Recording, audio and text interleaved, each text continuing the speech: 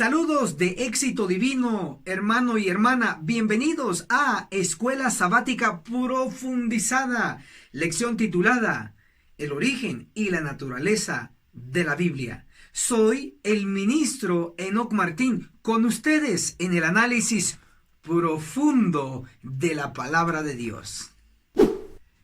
Analicemos la sección titulada La Biblia, aceite y vino. Estos dos términos, que hacen referencia a dos líquidos, aparece en Apocalipsis capítulo 6, verso 5 y el verso 6, hablando del tercer sello. Apocalipsis 6, verso 5 declara: cuando el Cordero abrió el tercer sello, oí a la tercera bestia que dijo: ven. Miré y vi un caballo negro y su jinete tenía una balanza en su mano.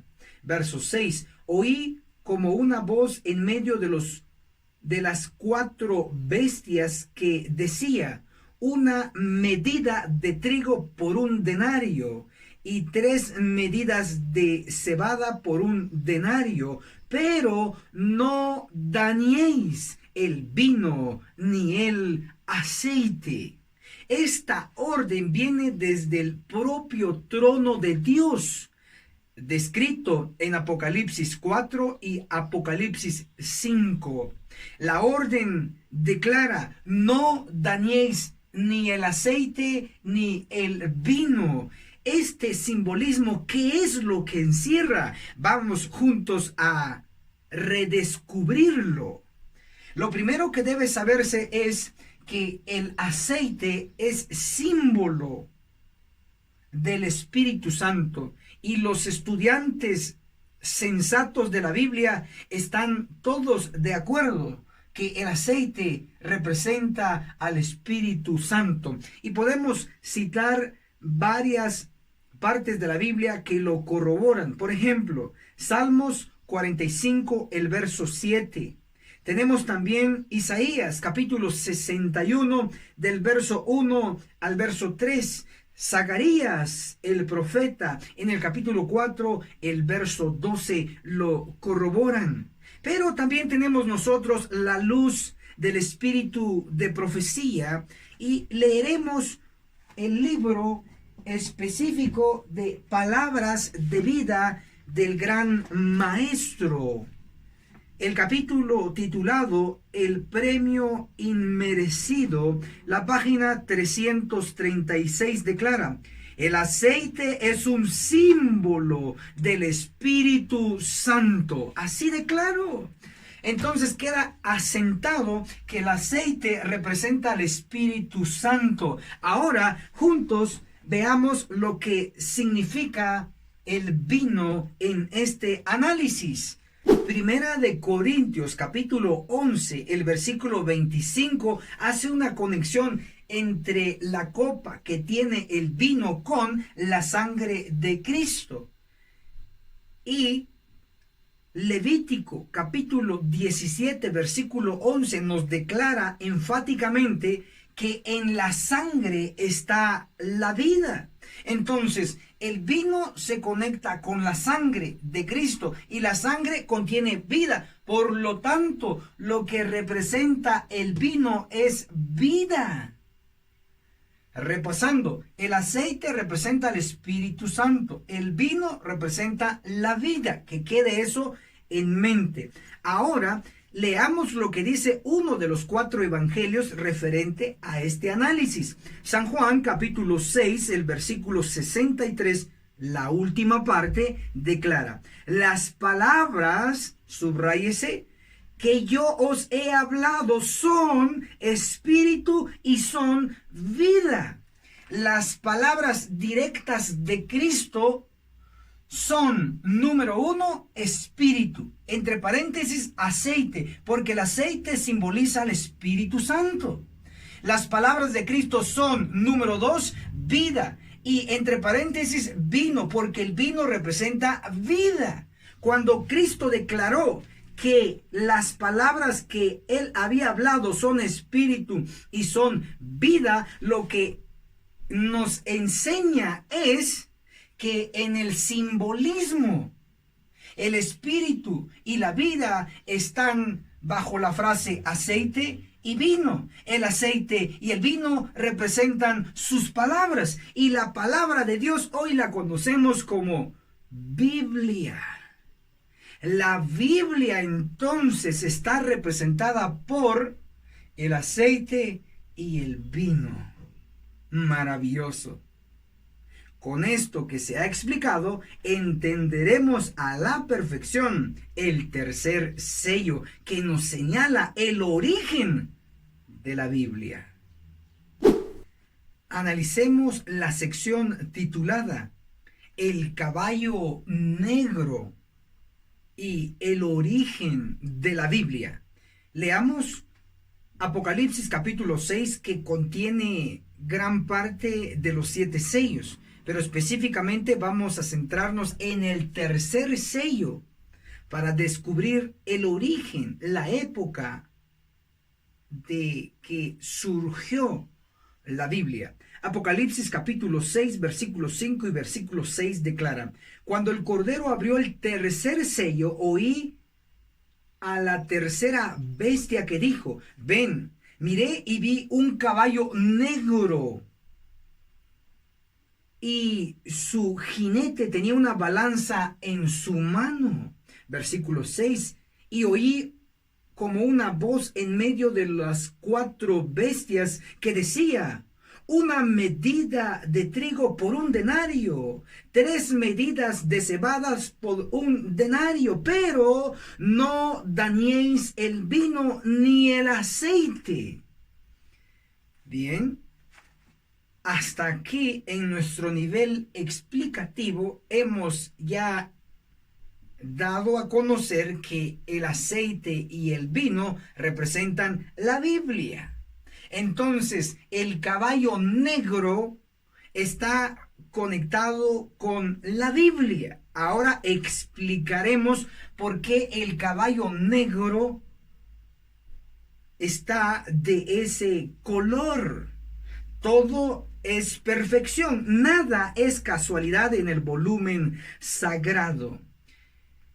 Lo primero que debe saberse es que los 7 sellos contienen historia del mundo. Si queremos descubrir en qué sección o en qué parte de la historia del mundo surgió la Biblia y dónde tuvo su origen, entonces debemos saber en qué parte de los libros inspirados está tal afirmación, que los sellos contienen historia. Para ello voy a hacer mención del libro de Elena G. de White, en inglés hasta el momento, Manuscript Release, el tomo 9. En la página 7 declara así: el libro con los 7 sellos contiene la historia del mundo. Entonces queda bien claro que los sellos contienen historia del mundo. El tercer sello es un caballo negro con un jinete que tiene una balanza en su mano. Entonces el caballo negro nos representa un período, una sección de la historia del mundo donde se inventó el negocio. Por eso tiene las balanzas. Pero aparte de eso, también llegó a existir el vino y el aceite, que son símbolos de la Biblia. El aceite, símbolo del Espíritu Santo, y el vino, símbolo de vida. Tanto el Espíritu Santo como la vida es la que nosotros obtenemos al practicar lo que está escrito en este volumen, dividido en 2 grandes secciones, Antiguo y Nuevo Testamento. Esto es maravilloso. Entonces, vamos a comprobar que en la historia del hombre hubo una sección de tinieblas, aunque eso se ha repetido en diversas ocasiones, pero hubo un punto de partida de esas tinieblas espirituales. Voy a leer para usted lo que dice Josué, el capítulo 24, el verso 2, la última parte, declara: Taré, padre de Abraham y Nacor, y servían a otros dioses. El propio padre de Abraham tenía la práctica de la idolatría. Por eso es que Dios tuvo que sacar a Abraham de ese territorio, porque ahí estaba inundado de idolatría, y donde hay idolatría hay tinieblas espirituales. Entonces el caballo negro tiene un punto de partida desde la época con Abraham, que empieza a ver oscuridad espiritual reflejada en la adoración a los ídolos. También el espíritu de profecía nos da luz sobre esto, y lo podemos leer en Patriarcas y Profetas, el capítulo 14, la destrucción de Sodoma. En la página 153 nos declara: Dios en su misericordia permitió que brillasen rayos de luz en medio de las tinieblas morales, cuando Abraham libró a los cautivos de los elamitas. Observan que una era de tinieblas espirituales en la época de Abraham. Por eso el punto de partida de este periodo representado por el caballo negro es en la época de Abraham, que había tinieblas espirituales. Ya tenemos entonces allí esta referencia. Ahora vamos a ver el origen de la Biblia en esa era de tinieblas. Es justo donde había oscuridad. Justo cuando había oscuridad es cuando Dios nos envía luz. Porque dice Salmo 119, 105, lámpara es a mis pies tu palabra. Y la lámpara lo que hace es dar luz. Justo cuando había tinieblas en el tercer sello, representado por el caballo negro, oscuridad, es cuando Dios envía la luz a nuestro camino. Maravilloso. Entonces el punto de partida es la época de Abraham. Vamos a colocar aquí Abraham como número 1, personaje. Luego número 2 viene después de Abraham, Isaac, ahí lo puede notar. Y luego número 3 tenemos a Jacob. Y número 4 tenemos después de Jacob. Bueno, Jacob tuvo 12 hijos. Pero el que nos ayuda aquí, uno de los hijos fue Leví. Entonces lo colocamos como número 4. Y número 5, de Leví vino Moisés. Ahora va a ver por qué lo estamos numerando. Moisés, de acuerdo a lo que dice la Biblia, en Éxodo, el capítulo 2, el verso 1, declara: un varón de la familia de Leví tomó por esposa a una hija de Leví. Estos son los padres de Moisés. Más adelante lo dice. Usted lo puede leer en su tiempo libre. Éxodo 2, del 1 hasta el 10. Pero yo voy a leer Éxodo 2, el verso 10. Cuando el niño creció, lo trajo a la hija de Faraón, y ella lo adoptó y lo llamó Moisés, que significa sacado, porque dijo: del agua lo saqué.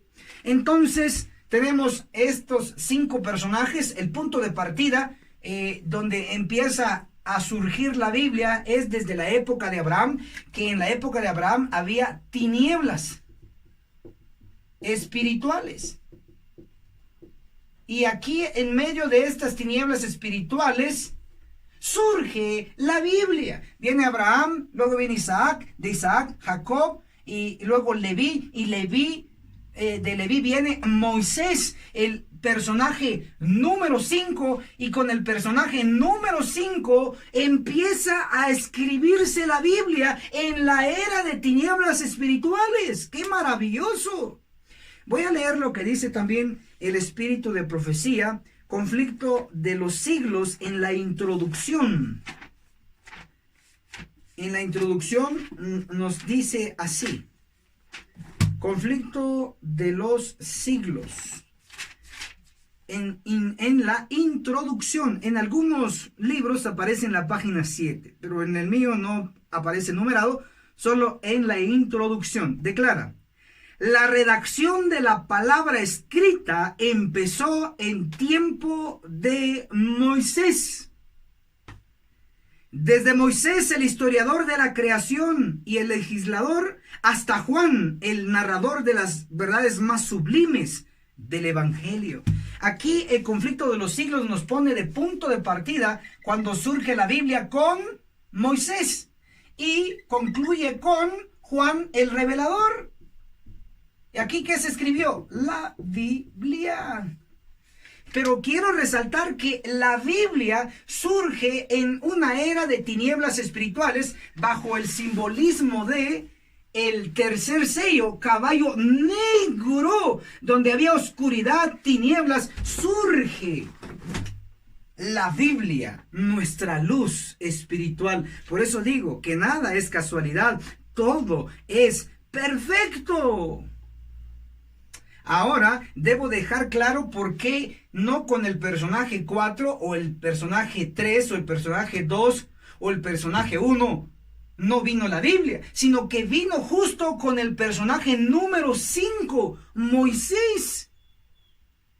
Esto no puede ser casualidad. El hecho que hoy en este nivel de nuestro tiempo histórico estamos redescubriendo esto, no puede ser casualidad, debe ser perfección. Por algo Dios nos muestra el número 5 en conexión con Moisés, el primer escritor de la Biblia. Ahora voy a mostrar por qué el 5, porque el número 5 se conecta con la iglesia adventista del séptimo día, el actual pueblo de Dios que necesita urgentemente una purificación. Ezequiel capítulo 9, el versículo 2 nos muestra que vendrán 6 hombres, cada quien con una tarea. Uno de los 6 va a sellar y los otros van a destruir. Si son 6 en total, uno sella, ¿cuántos quedan para destruir? 5. Entonces, esto no puede ser casualidad. Ezequiel capítulo 9, el verso 5 dice, y a los otros oí que les dijo, esos otros son los 5 destructores, y a los otros oí que les dijo, pasad en pos de él y matad sin lástima ni compasión. ¡Wow! Es una labor tremenda que van a realizar estos personajes, que su número es 5. El espíritu de profecía lo pone de esta manera. Testimonios para la iglesia, el tomo 3, en la página 296 nos declara: pero la matanza general está descrita en la orden dada a los 5 hombres con armas. Aunque aquí dice hombres, son ángeles. Les pongo ejemplo. Ezequiel 9, el verso 2, se menciona 6 hombres. Uno de esos 6 es el varón con tintero de escribano que tiene el sello y va a colocar un sello a los fieles.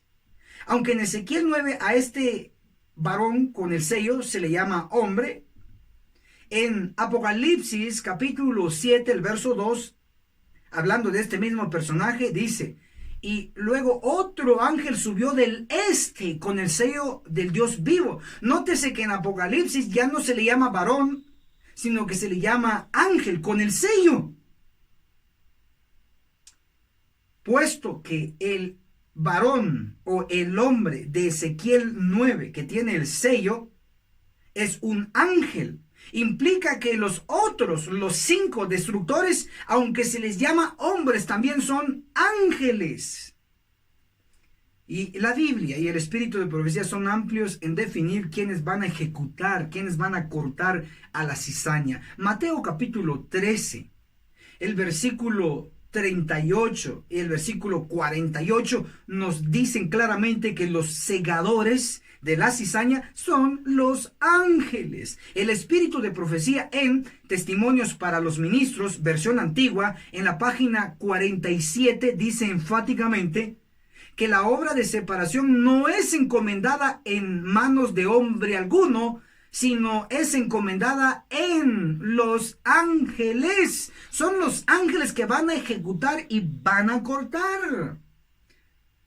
Definitivamente, entonces, hoy Dios, a través de este análisis, nos está una vez más alertándonos, porque cada vez se está acercando el cumplimiento de la ejecución de estos 5 ángeles al purificar la Iglesia Adventista del Séptimo Día. Apreciemos el volumen sagrado que es la Biblia, que tuvo su origen en una era de tinieblas espirituales, en el tercer sello con el caballo negro. Bendiciones.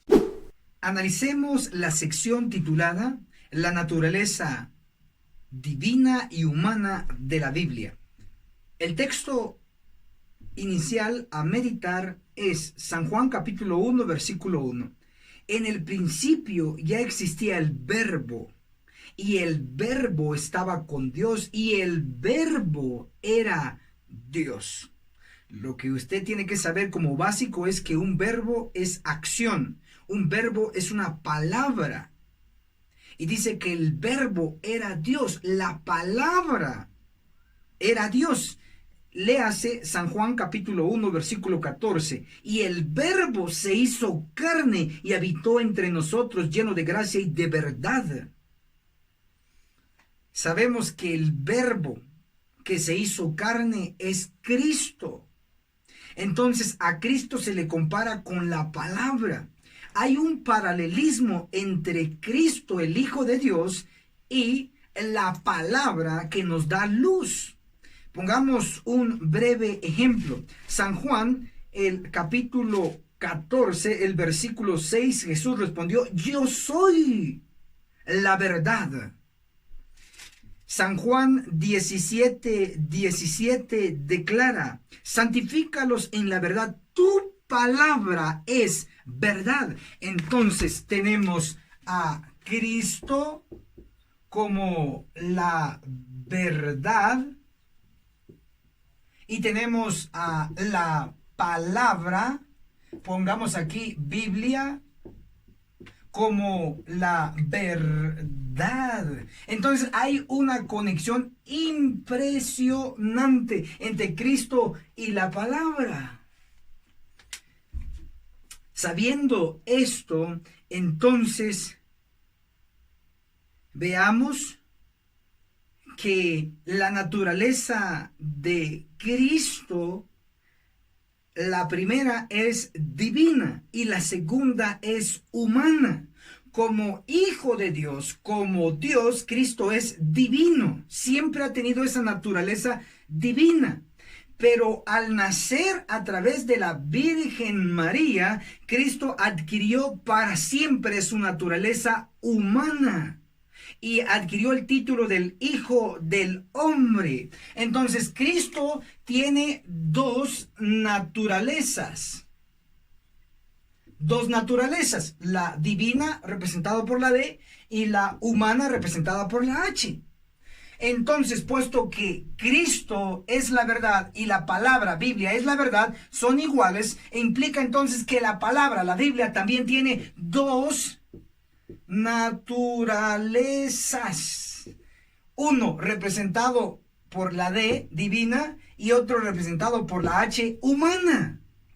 Entonces Cristo es 100% divino y es 100% humano. La Biblia es 100% divina y es 100% humana. Ahora veamos cómo está esta combinación perfecta de lo divino y lo humano. Nos declara aquí en Segunda de Pedro, el capítulo 1, el versículo 21, así: porque ninguna profecía vino jamás por voluntad humana, sino que los santos hombres de Dios, los hombres de Dios humanos, hablaron inspirados por el Espíritu Santo. El Espíritu Santo, lo divino. Entonces tenemos la combinación de los santos hombres de Dios. Voy a colocar aquí bajo la H que es humano. Santos hombres de Dios, los santos hombres de Dios, y la D que es divina, aquí abajo vamos a poner al Espíritu Santo, el Espíritu Santo. La combinación entre el Espíritu Santo y los santos hombres de Dios dio como resultado lo que hoy conocemos como la Biblia. La Biblia tiene la naturaleza divina por la intervención del Espíritu Santo y tiene la naturaleza humana por la intervención de los santos hombres de Dios que fueron seleccionados para traernos lo que hoy llamamos la Santa Biblia. Maravilloso. Analicemos la sección titulada El fenómeno de la inspiración. Número 1, usted debe de saber que inspiración es la influencia del Espíritu Santo en la mente y el alma. Pero esta inspiración no solo se limita en el hombre, sino que aún en el animal. Lo veremos en el desarrollo de este análisis. Lo primero que vamos a leer es lo que nos declara segunda de Timoteo, el capítulo 3, el versículo 16. Toda la escritura es inspirada por Dios y es útil para enseñar, reprender, enmendar e instruir en justicia. Que dice que toda la escritura es inspirada, es decir, involucró al Espíritu Santo influenciando en la mente de los escritores de la Biblia, porque toda escritura es inspirada por Dios. Ahora veamos lo que nos dice segunda de Pedro, el capítulo 1, el verso 20 y el 21. Ante todo, sabed que ninguna profecía de la escritura vino por interpretación privada del mismo profeta. Versículo 21. Porque ninguna profecía vino jamás por voluntad humana, sino que los santos hombres de Dios hablaron inspirados por el Espíritu Santo. Es definitivo que el que inspira, el que influencia en la mente y en el alma de los escritores de la Biblia es el Espíritu Santo. Ahora vamos a dar por lo menos 2 ejemplos de inspiración colectiva, no individual, sino colectiva. Ejemplo número 1. La inspiración colectiva en toda la creación. El primer ser humano inspirado por el Espíritu Santo fue Adán. ¿Cómo lo sé? Porque Adán recibió la tarea de colocarle nombre a los animales. Adán no tardó años ni meses investigando características de los animales. Sencillamente los animales hicieron fila y estuvieron pasando ante Adán. Y pasaba un animal y decía conejo, hipopótamo, jirafa, perro, gato, etcétera, etcétera. Pasaban automáticamente una superinteligencia inspirada, en este caso, por el Espíritu Santo. Pero también el mundo animal, llámese bestias, aves o seres que se arrastran sobre la tierra, como lo describe Génesis capítulo 1, el reino animal también fue influenciado por el Espíritu Santo, porque como automáticamente el león, el oso, el tigre reconocían a Adán como rey, solamente por inspiración. Esto es maravilloso. Hubo inspiración colectiva por el Espíritu Santo en la creación. Ejemplo número 2 es el de Noé y su familia y los animales que entraron en el arca. Noé fue inspirado por el Espíritu Santo y eso hay evidencia en primera de Pedro, toda la epístola, segunda de Pedro, toda la epístola, donde se le llama Noé pregonero de justicia, inspirado por el Espíritu Santo, no hay duda. Sino que también los animales fueron inspirados por el Espíritu Santo cuando entraron al arca. ¿Cómo es que ellos llegaron al arca? ¿Cómo es que iban entrando al arca de 2 en 2? En orden, sin que un león devorara a un cordero o un lobo devorara a un cabrito, etcétera. No se registra nada de eso, ni durante la entrada, ni en el arca. No se registra ningún ataque de algún animal hacia otro animal indefenso. ¿Por qué? Porque tanto el hombre como los animales en el tiempo del diluvio, especialmente los que entraron en el arca, todos fueron inspirados. Ni el hombre atacó al animal, ni el animal atacó al hombre. Se llama inspiración colectiva. Maravilloso. Nuevamente el pueblo, la iglesia adventista del séptimo día, se está acercando después de que sea la purificación en la iglesia realizada por los 5 ángeles destructores registrados en Ezequiel 9 y confirmado en Amós 9:10. A espada morirán todos los pecadores de mi pueblo.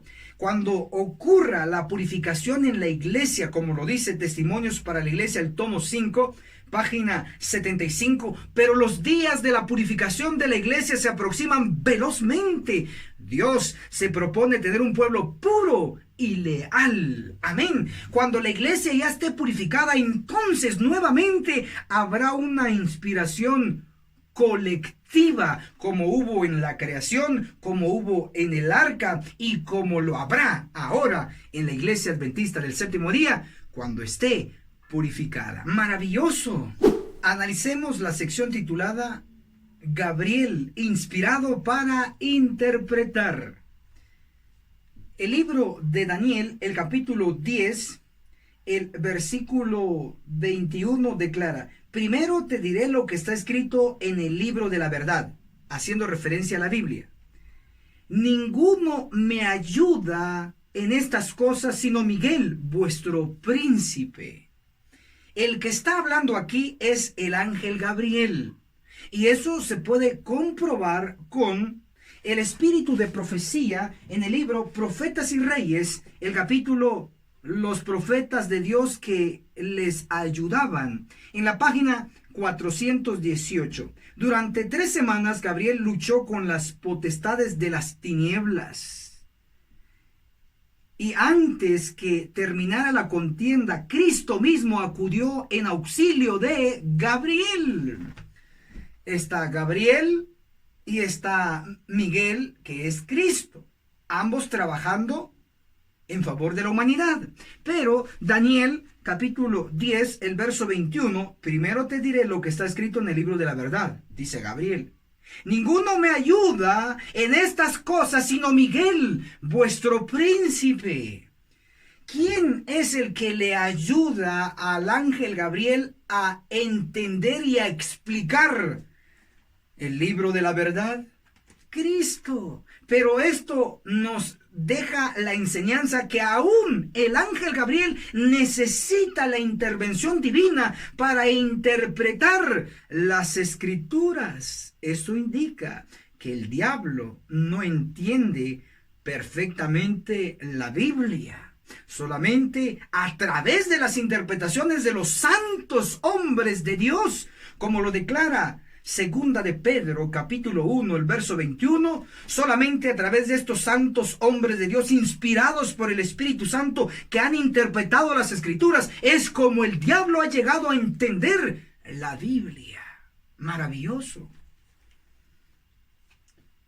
El ángel Gabriel es el mismo que se le apareció a Juan en la isla de Patmos a explicarle el Apocalipsis, interpretación de Gabriel. Apocalipsis capítulo 1, el versículo 1, la revelación de Jesucristo que Dios le dio para manifestar a sus siervos las cosas que deben suceder pronto, y los declaró enviando a su ángel, a su siervo Juan. ¿Qué ángel es este? Bueno, el espíritu de profecía nos lo va a contestar. El deseado de todas las gentes.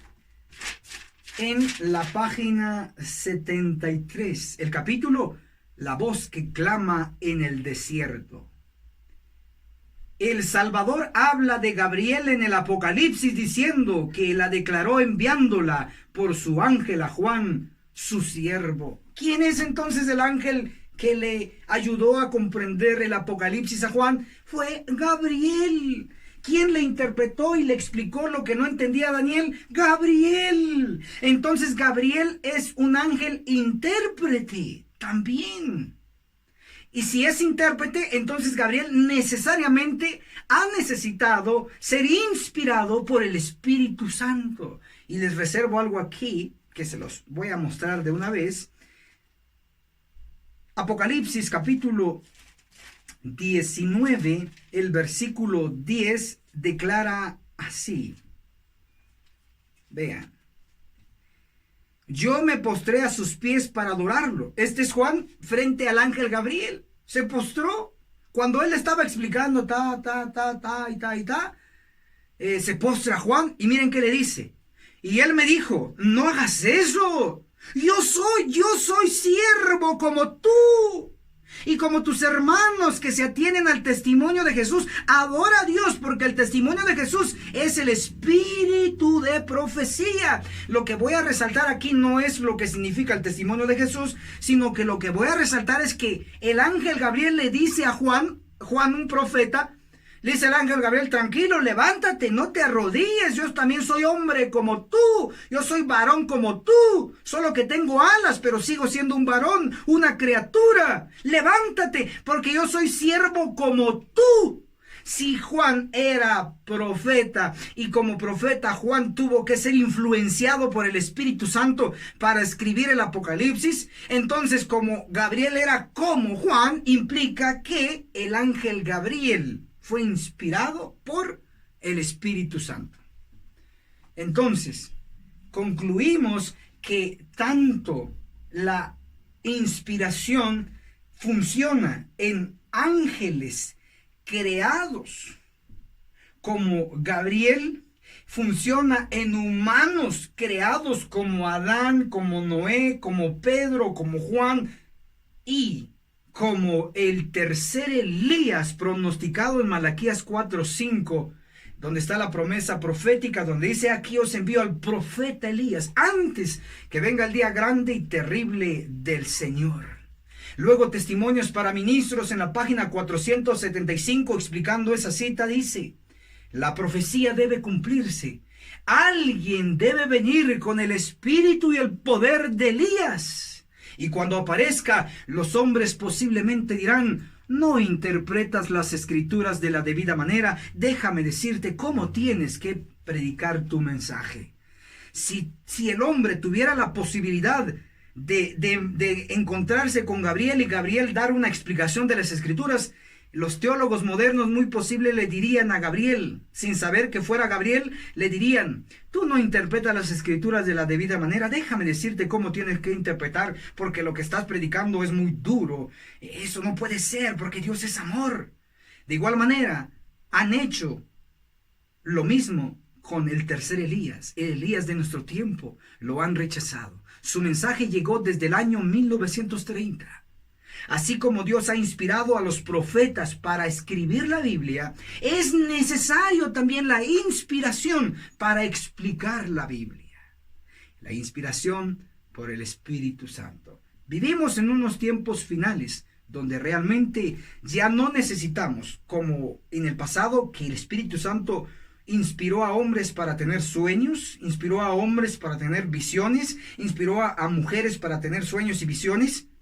Ahora ya no hay necesidad ni de sueños ni de visiones. Ahora hay necesidad de interpretación, porque ya tenemos un montón de sueños y visiones en la Biblia y en todos los libros del espíritu de profecía. ¿Qué necesitamos? No más sueños, no más visiones. Necesitamos un mensajero intérprete, y la iglesia adventista, sus líderes lo han rechazado. Pero ahora, laico, despierta, que ha llegado tu oportunidad. El mensaje ya está aquí desde 1930 y se ha rechazado. Investiga, que el cielo te ayude. Amén. Analicemos la sección titulada Temblar ante las Santas Escrituras. Lo primero que debe de saber es que la Biblia le llama aún a su propia colección Santas Escrituras. Por mencionarle, Romanos capítulo 1, el verso 2 dice Santas Escrituras. También tenemos 2 de Timoteo capítulo 3, el verso 15, donde dice Santas Escrituras. puesto que son escrituras, alguien debió haberlos escrito. Le colocaré un ejemplo del montón que hay. Nos menciona Éxodo capítulo 34, el verso 27, una orden de Dios hacia Moisés y le dice, escribe tú. ¿Por qué menciono a Moisés? Porque fue el primero que escribió la Biblia, Génesis, Éxodo, etcétera, etcétera. Ahora, a estas santas escrituras debemos respetarlas. Eso se llama reverencia, puesto que es divina y es humana, pero algunos toman solo la sección humana y no le respetan. Pero según el profeta del Evangelio en Isaías, el capítulo 66, el versículo 2, la última parte declara, y contrito de espíritu que se estremece ante mi palabra. En otras versiones dice, y contrito de espíritu que tiembla ante mi palabra. Esta es la versión correcta, temblar ante la palabra. También Isaías 66, el versículo 5, oíd palabra del Eterno vosotros que tembláis ante su palabra. Se pronostica un pueblo que va a temblar ante su palabra, va a respetar de gran manera la palabra de Dios, con un escrito está, y no obedecerá a los hombres y sus tradiciones, sino que va a temblar ante la palabra. Interesantemente, el primer hombre que escribió las santas escrituras fue Moisés, y él escribió, número 1, Génesis, número 2, tenemos Éxodo, número 3, tenemos Levítico, número 4 tenemos Números, número 5 tenemos Deuteronomio. Bueno, tenemos aquí el número 5 nuevamente, y esto no puede ser casualidad. Tenemos también en Mateo capítulo 20, tenemos 5 llamadas de obreros. El primer grupo fue llamado por la mañana, 1. El segundo fue llamado a la hora tercera, 2. El tercero fue llamado a la hora sexta, 3.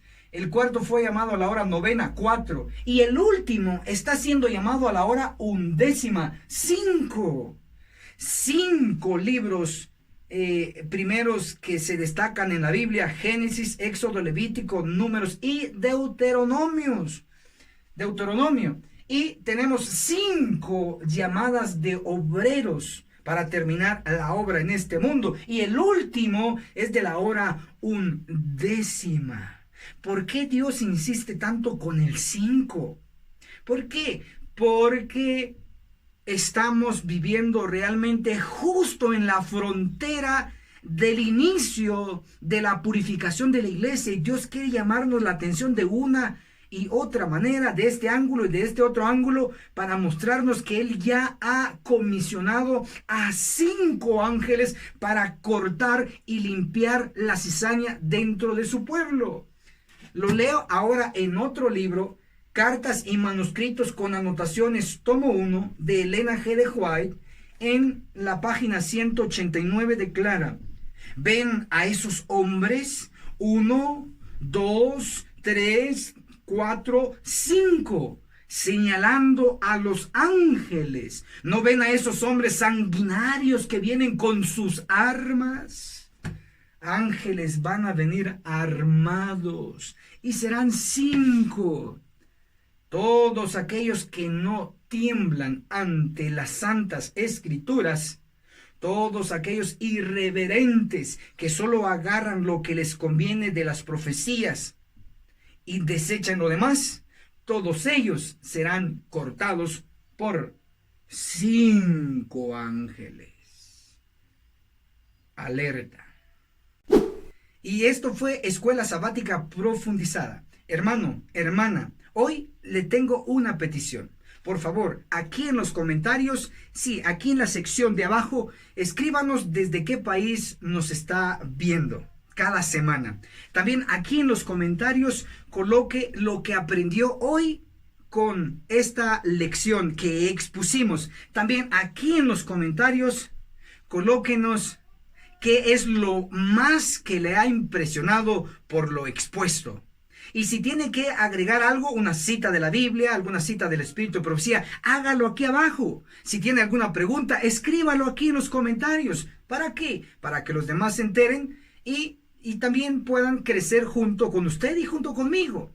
Y si le gustó este video, dele like. Comparta este video. Haga esta misión, esta labor de compartir para que otros puedan ser advertidos. Gracias. Soy el ministro Enoc Martín. Hasta la próxima.